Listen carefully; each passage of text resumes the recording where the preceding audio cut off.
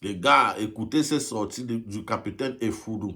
Il vient encore de fracasser encore Ferdinand Ngongo. Le gars est assis sur l'arme de Ferdinand Ngongo, les gars. Écoutez d'abord ces sorties.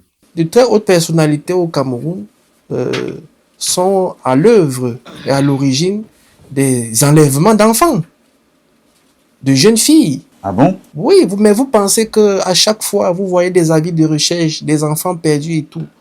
Vous pensez qui en est les auteurs? Ces enfants ne disparaissent pas comme ça, ils ne s'envolent pas.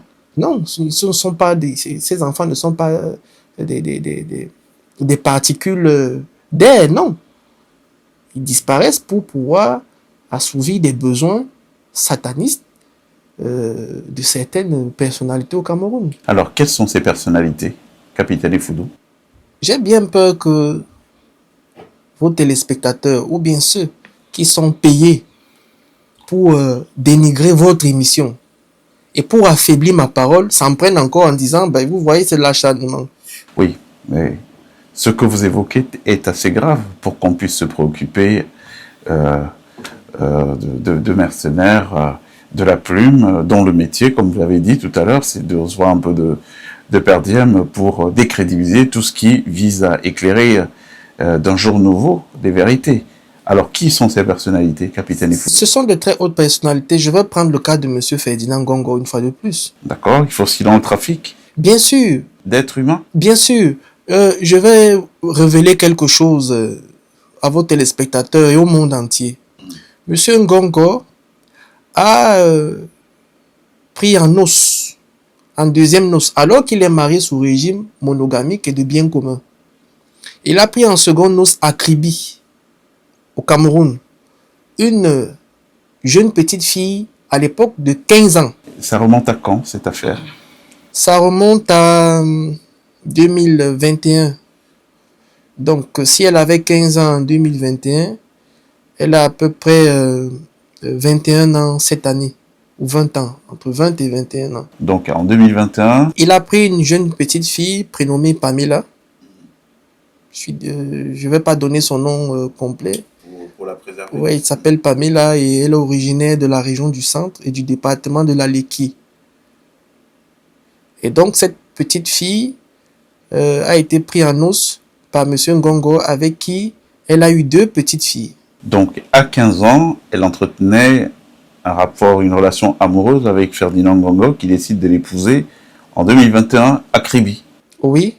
Et il faut dire que cette petite fille, cette jeune petite fille, est séquestrée. Mais ils étaient en relation amoureuse? Non, elle est séquestrée par M. Ngongo. Alors, expliquez-nous, qu'est-ce qui se passe concrètement? Donc, après leur mariage, puisque vous parlez... Juste après le mariage, il a confisqué les actes de mariage. Ensuite, elle est séquestrée à Yaoundé, où elle est battue, elle est fréquemment battue par M. Ngongo pour peu qu'elle ne soit pas maquillée. C'est-à-dire quoi? C'est-à-dire qu'elle est dans une maison? Oui, où elle est...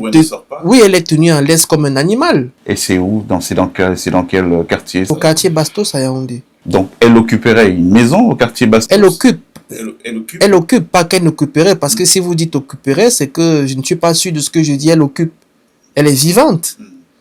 Alors, cette jeune fille se fait frapper, même pendant ses maternités, se fait frapper par M. Ngongo. Il est violent, Ferdinand Ngongo? Oui. Et pourquoi il la frappe? Comment est-ce que vous pouvez me poser la question comment il la frappe? Il ne devrait pas la frapper, c'est pas normal. Comment frapper? C'est pas normal. Donc, elle a eu 2 enfants. Effectivement, 2 filles. Et le comble, c'est que M. Ngongo a fait une véritable razzia dans la famille de cette jeune fille. C'est-à-dire? C'est-à-dire que il a abusé de la maman de cette jeune fille. Il a eu des rapports avec la maman de cette fille. Il a eu des rapports avec la femme de ménage qui travaille dans cette maison. Et il allait plus loin en violant le petit frère de cette fille. Il est de la jaquette aussi, Ferdinand Ngongo? Je vous dis qu'il a violé le petit frère de cette fille. Une plainte, d'ailleurs, a été déposée au ministère de la Justice. Cette plainte est sans suite. Ah donc, la fille, Pamela, la dénommée Pamela, a porté plainte contre Ferdinand Ngongo pour le viol de son petit frère. Oui. Et donc, je voudrais saisir donc ça parce que nous sommes en train de dénoncer concrètement, c'est un cas concret. J'invite donc Madame Céline Gongo à aller délivrer cette petite fille-là. Parce que dites-vous bien que Que fait-elle de ces journées? Elle reste enfermée? elle reste enfermée et elle a réussi tant bien que mal à mettre sur pied une activité économique pour pouvoir s'occuper. Et donc, j'interpelle Madame Céline Gongo d'aider cette jeune fille qui a droit au bonheur. Vous savez, la fille de Monsieur Gongo s'est mariée en grande pompe à Yaoundé. Pourquoi cette fille, cette jeune dame ne bénéficierait pas également de cette joie? Vous voyez ici et là, dans les plateformes numériques, ces enlèvements de jeunes garçons, de jeunes filles. Vous dites que c'est des réseaux organisés? Bien sûr. Et qui portent l'estampille de haute personnalité de la... Tout à fait. Monsieur Ngongo n'est pas le seul. Il n'est pas le seul. Il n'est pas le seul. Il y a un ministre originaire du Sud. Son dossier également est en préparation au cours de cette émission. En charge des questions d'économie et de finances, qui est également adepte de ce genre de pratiques où il faut aller avec des jeunes petites filles et même des membres de famille. Vous voyez, ils ont détruit même ce qu'on appelle la famille. Ils ont détruit ce qu'on appelle la famille. Tous ont des relations, des rapports avec des nièces, des filles, ainsi de suite. Donc ce ministre aurait des relations... Monsieur Palme, je suis là pour la vérité. Le fait que vous ne donniez pas le nom de ce ministre pourrait poser un problème. C'est vrai que, bon, c'est en préparation, mais... Je vous ai donné des indications. Allez donc chercher qui est un ministre en charge des questions de finances. Donc, lui, précisément, qu'est-ce qu'on met à son actif? Vous nous avez bien décrit, dans le cadre de Ferdinand Ngongo, la relation avec cette jeune fille, donc épousée alors qu'elle n'avait que 15 ans, en 2021. Dans le cadre de ce ministre des Finances et de l'Économie, qu'est-ce qu'on peut mettre de concret, de consistant, permettant de l'incriminer? Il a une relation établie et connue avec une de ses nièces. C'est une de ses nièces à l'africaine? Non, la fille de sa sœur. Ah bon? Oui. Et c'est connu de la famille? C'est connu de la famille. Et c'est accepté comme ça. Et c'est accepté par peur de représailles ou par... Je ne suis pas membre de leur famille, mais c'est accepté comme ça et c'est su. Alors, comment peut-on construire la probité ou alors construire un État assis sur certains équilibres avec ces phénomènes que vous nous décrivez? Vous comprenez donc le niveau de décrépitude de notre pays. Lorsque la base du pays, ou alors, disons, le sommet du pays, est adossé sur des pratiques peu orthodoxes, des pratiques sataniques. Le Cameroun est dirigé ainsi. Et je vous ai dit que ce pays actuellement est dirigé par des personnes de très mauvaise éthique. Tout tourne autour de la libido au Cameroun. Oui. Les différents conflits qui opposent ces différents membres du leadership, on a l'impression que tout tourne autour des jupons. Effectivement, vous allez voir, à chaque affaire d'État se cache derrière une histoire de libido. Voilà comment est-ce que le Cameroun est dirigé. Par la libido, par des pratiques sataniques. Et donc ce ministre, il est amoureux de sa nièce? Bien sûr. Et si c'est pas indiscret, c'est qui cette nièce? Je vous ai dit la dernière fois que la femme est le début de l'humanité. Donc, je n'exposerai aucune femme. Aucune. Ce sont ces messieurs-là, ces responsables-là qui ont un problème.